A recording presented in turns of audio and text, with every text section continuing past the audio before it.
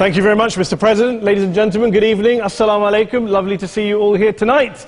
We are having a very entertaining night, are we not, with some very interesting things being said from the other side of the house tonight. Let me begin by saying, as a Muslim, as a representative of Islam, I would consider myself an ambassador for Islam, a believer in Islam, a follower of Islam and its Prophet.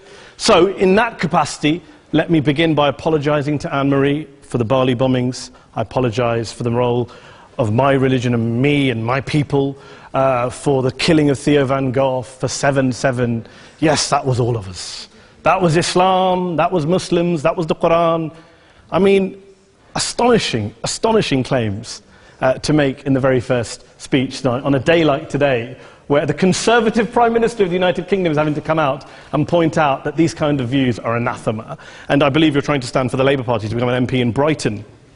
If you do, and you make these comments, I'm guessing you'll have the whip withdrawn from you, but then again, UKIP's on the rise, they'll take you, the BNP, they might have something to say about your views. This is what Mehdi Hasan always does.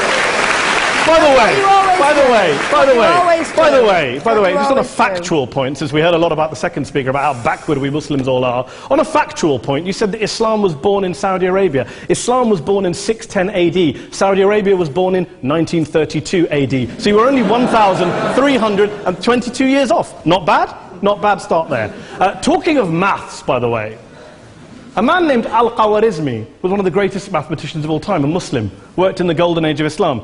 He's the guy who came up with not just algebra, but algorithms. Without algorithms, you wouldn't have laptops. Without laptops, Daniel Johnson tonight wouldn't have been able to print out his speech in which he came to berate us Muslims for holding back the advance and intellectual achievements of the West, which all happened without any contribution from anyone else other than the Judeo-Christian people of Europe. In fact, Daniel David Levering, the author of the Pulitzer Prize-winning historian and author of The Golden Crucible, points out that there would be no Renaissance, there would be no Reformation in Europe without the role played by Ibn Sina and Ibn Rushd and some of the great Muslim theologians, philosophers, scientists in bringing Greek texts to Europe.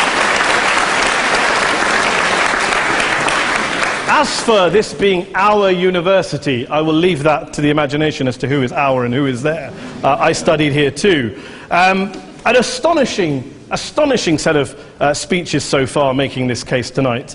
A mixture of just cherry-picked quotes, facts and figures, self-serving, selective, a farrago of distortions, misrepresentations, misinterpretations, misquotations.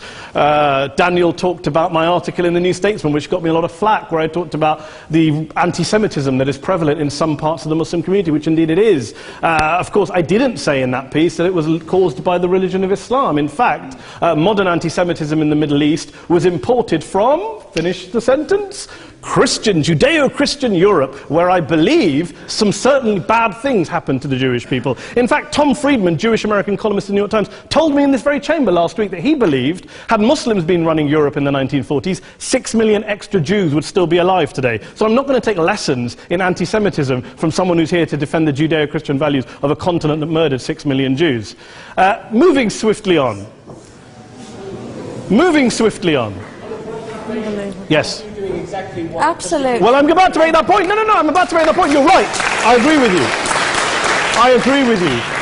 you 110%. That is my point. I don't think Europe is evil or bad. I'm a very proud European. I don't want to judge Europe on that basis, but if we're going to play this gutter game where we pull out the Bali bombing and we pull out examples of anti-Semitism in the Islamic community, then of course I'm going to come back and say, well, hold on. I mean, look, let's be very clear. Daniel here was a last-minute replacement for Douglas Murray, who had to pull out. And Douglas and I have a well-documented differences, but to be fair to Douglas, as to be fair to Anne-Marie and to Peter, atheists.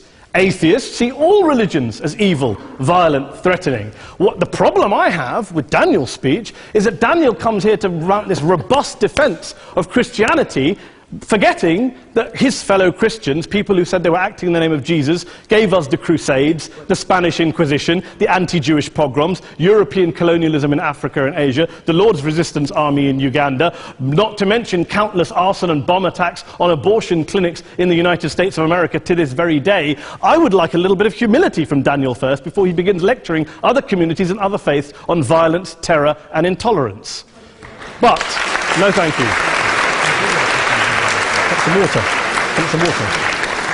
But I would say this, to address the gentleman's very valid point here, I'm not going to play that game.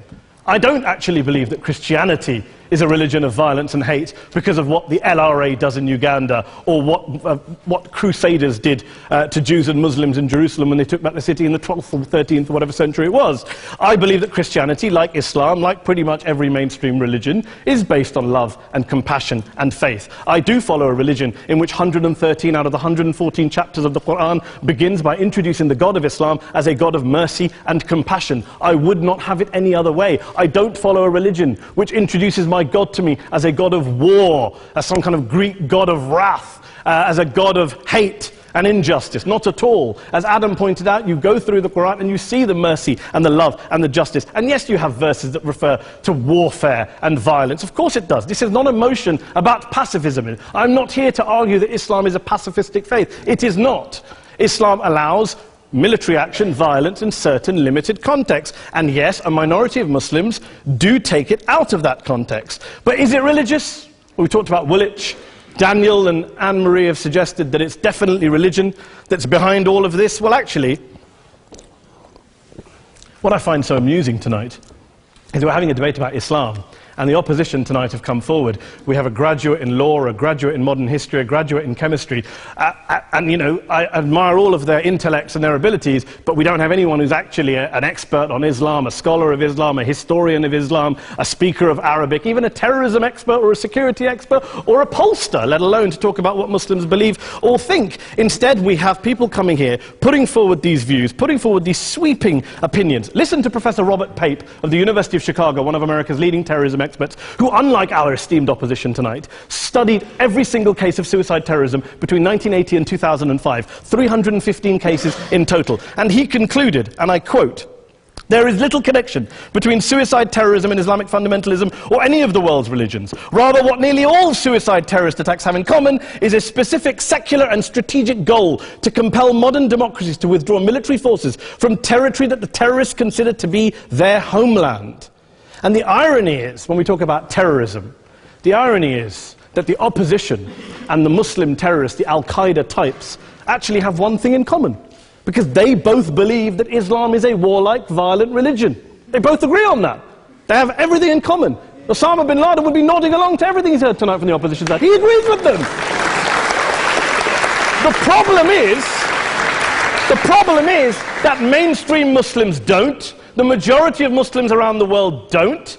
In fact, a gentleman here started quoting all sorts of polls. Gallup carried out the biggest poll of Muslims around the world, of 50,000 Muslims in 35 countries. 93% of Muslims rejected 9/11 and suicide attacks. And of the 7% who didn't, they all, when polled and focus grouped, cited political reasons for their support for violence, not religious reasons.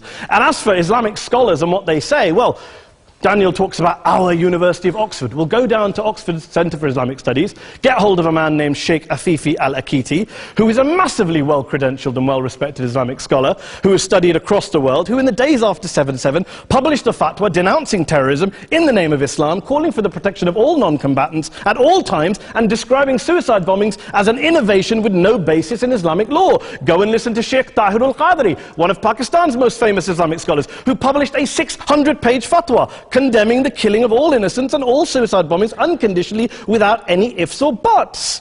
There's nothing new here. This is mainstream Islam, mainstream scholarship, which has said this for years. You don't go out and kill people willy-nilly in the high street or anywhere else, on a bus or a mall, based on verses of the Quran that you cherry-pick without any context, any understanding, any interpretation, or any commentary. Point of information. Please. Well, it doesn't happen apparently. I didn't say it doesn't happen at all. I never said it didn't happen. I don't blame Islam. Yes, it's a very good point. And a lot of us are campaigning against that. And we're campaigning against it in the name of Islam. We're campaigning against it in the name of various interpretations of Islam. Anne-Marie comes and scares us with her talk of Sharia law. I would like to see the book of Sharia law. It doesn't exist. People argue over what Sharia law is. And you empower the extremists by saying there is only one version. You empower them all. I don't believe you took any interruptions, Anne-Marie, so I think you should stay there for a moment. Several countries. Here's what we're dealing with. Here's what we're dealing with. We are dealing, I took your point. Here we are dealing with a 1400-year-old global religion, followed by 1.6 billion people in every corner of the world, a quarter of humanity, of all backgrounds, cultures, ethnicities. And yet the opposition tonight wants to generalize, stereotype, smear, in order to desperately win this debate. And here's my question, if we're going to generalize and smear. If, okay, people say yesterday's bombers, and we've got to be careful, there's a trial going on, were yesterday's attackers, motivated by Islam? Big debate. I don't believe they were. Let's say they were. Let's say Faisal Shahzad, the Times Square bomber, was motivated by Islam. Let's assume, for sake of argument, that Richard Reeves, the shoe bomber, was motivated by Islam. If Islam is responsible for these killings, if Islam is what is motivating these people, and Islam is therefore not a religion of peace, a religion of war, then ask yourself this question: why aren't the rest of us doing it? Why is it such a tiny minority of Muslims are interpreting their religion in the way that the opposition claim they are? Let's assume there are 16,000 suicide bombers in the world. There aren't. Let's assume there are for the sake of argument. That's 0.001% of the Muslim population globally. What about the other 99.99% of Muslims who the opposition tonight either ignore or smear? The reality is that the rest of us aren't blowing ourselves up tonight. The reality is that the opposition came here tonight not worried about the fact that me and Adam might pull open our jackets and blow ourselves up tonight because we're followers of a warlike warrior religion which wants to take over Europe and Daniel's university. The issue is this. The issue is this.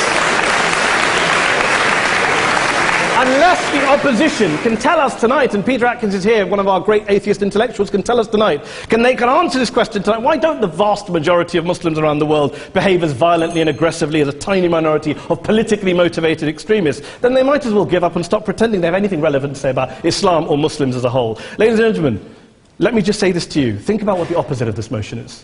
If you vote no tonight, think about what you're saying the opposite motion is. That Islam isn't a religion of peace, it's a religion of war, of violence, of terror, of aggression. That the people who follow Islam, me, my wife, my retired parents, my 6-year-old child, that 1.8 million of your fellow British residents and citizens, that 1.6 billion people across the world, your fellow human beings, are all followers, promoters, believers in a religion of violence. Do you really think that? Do you really believe that to be the case? They say that in the Oxford Union, the most famous debate was in 1933, when Adolf Hitler looked out for the result of the King and Country motion, where they voted against fighting for King and Country, and Hitler was listening out for the result. Well, tonight, 80 years on, there are two groups of people around the world who I would argue are waiting for the result of tonight's vote. There are the millions of peaceful, non-violent, law-abiding Muslims both in the UK, Europe, Asia, Africa and beyond, who see Islam as the source of their identity, as a source of spiritual fulfillment, of hope, of solace. And there are the phobes, the haters, the bigots out there who want to push the clash of civilizations, who want to divide all of us into them and us and ours and their. Ladies and gentlemen, I urge you all not to fuel the arguments of the phobes and bigots. Don't legitimize their divisions. Don't legitimize their hate. Trust those Muslims who you know, who you've met, who you hear, who don't believe in violence, who do want you to hear the peaceful message of the Quran as they believe it to be taught to the majority of Muslims, the Islam of peace and compassion and mercy, the Islam of the Quran, not of Al-Qaeda. Ladies and gentlemen, I beg to propose this motion to the House. I urge you to vote yes tonight. Thank you very much for your time.